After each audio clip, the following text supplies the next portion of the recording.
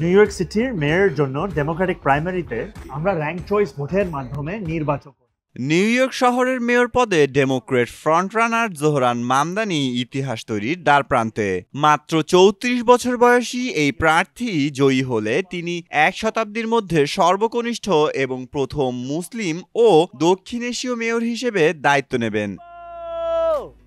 Hip hop শিল্পী ও housing councillor থেকে state assemblyman হয়ে তার এই উত্থান অনেকের কাছেই অপ্রত্যাশিত ছিল। নিজেকে গণতান্ত্রিক সমাজতান্ত্রিক হিসেবে পরিচয় দেওয়া মামদানি সাশ্রয়ী জীবনযাত্রাকে তার প্রধান ইস্যু করেছেন।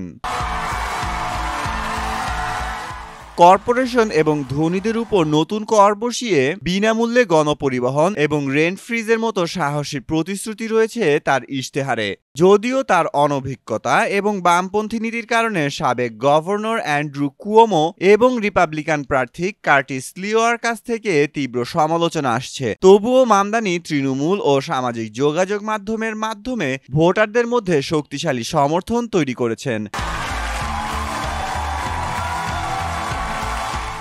নিউ ইয়র্কের জনগণ এই নির্বাচনের মাধ্যমে যেন প্রচলিত রাজনীতির বিরুদ্ধে একটি সুস্পষ্ট প্রত্যাখ্যান জানাতে প্রস্তুত। তবে কে জয়ী হচ্ছেন তা সুনিশ্চিতভাবে জানার জন্য অপেক্ষা করতে হবে মঙ্গলবার পর্যন্ত।